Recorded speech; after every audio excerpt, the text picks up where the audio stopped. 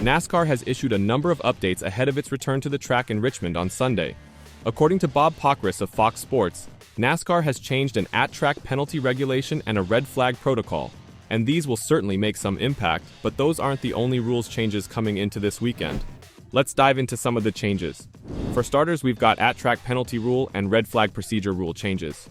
The at-track penalty rule states, at-track penalties that may be imposed as a result of a pre-race violation must be served after the affected vehicle receives a green flag on the racetrack and enters pit road under green flag conditions are there following: pass-through, stop and go, and holding a vehicle for a lap or time penalty. Pockrass noted that if the yellow comes out on the first lap, the driver does not drop to the back on the restart. The updated red flag procedure states, following red flag conditions, pushing assistance will be provided to vehicles unable to start. The pushing distance will be limited and determined solely by NASCAR to allow the vehicle an opportunity to start. Vehicles requiring additional assistance may be penalized with a tail of the field penalty. It will be fascinating to watch whether either of these occur at Richmond on Sunday. NASCAR has 4 more races until the playoffs begin on September 8th. 12 drivers have clinched a position, so numerous drivers on the bubble will do everything they can to win at Richmond and secure a position in the postseason. NASCAR returns this weekend with the race at Richmond Raceway. However, not everything is going according to plan. Richmond Raceway stated Wednesday that all pre-event activities have been canceled until 4 p.m. ET Friday due to the expected effects of Tropical Storm Debbie. The following activities have been canceled: NASCAR Pacing, Budweiser Clydesdales in Carytown, Camper Welcome Party, American Marketing Association, Beyond NASCAR Panel, Speediatrics Fun Day Festival, and Lori's Lemonade. The NASCAR Youth Series has already canceled all racing events in Richmond this weekend. The NASCAR Youth Series oversees the United States Auto Club's quarter midget racing category.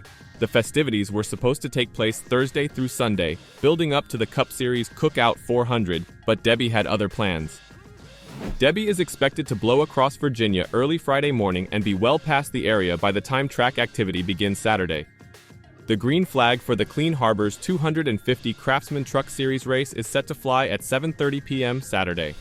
Meanwhile, the Cookout 400 is set to begin about 6 p.m. on Sunday.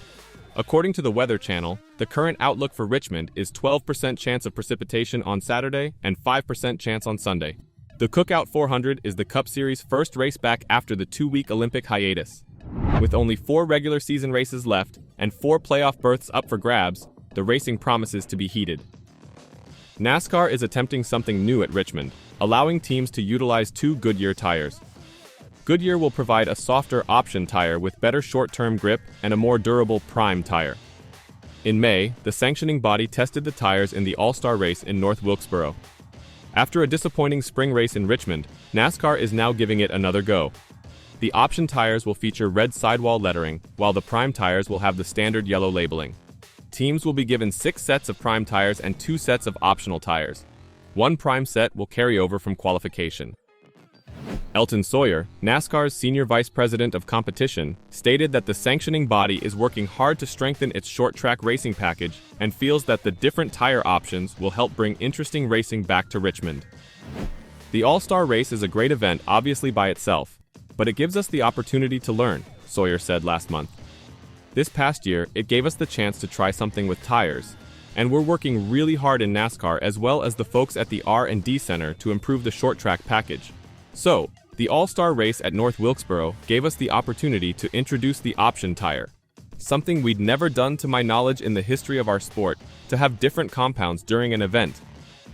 As that event unfolded, throughout the weekend, we were still optimistic that we would see something there that would really move the needle on our short-track package. We didn't get the results at Wilkesboro that we were hoping for, with a very similar opportunity that we had at Bristol, where we did see results, and even at Iowa where we did as well. Anytime we can put our teams in a position where they have to manage tires, we really see some great racing, and we see an entertaining race, so that's our goal going into Richmond. Will these changes result in a surprise winner this weekend? That's if we're going to be racing and Debbie won't spoil the party. But with the NASCAR Cup Series returning this weekend following a 2-week sabbatical, let's have a look at the drivers expecting to play a role in the race. Drivers like Truex Jr. will be hoping for their first win to secure their spot in the playoffs.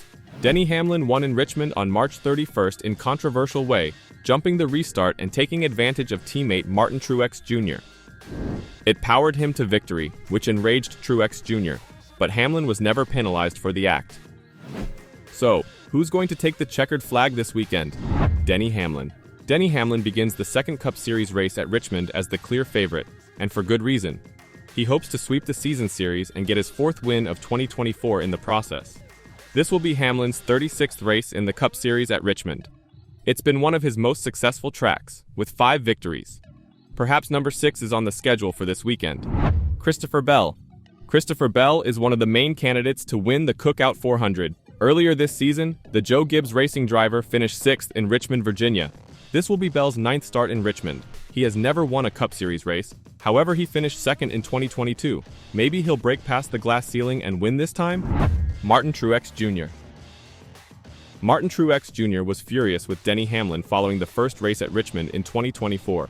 Still, he finished 4th in the evening, but he didn't expect to remain winless during the Cup Series return to the circuit. This is Truex Jr.'s 37th race in Richmond, and it might be his last. As he begins his retirement tour, the Joe Gibbs Racing driver will seek for his 4th victory at Richmond on Sunday. Kyle Larson. Kyle Larson had an exciting evening in Richmond in March.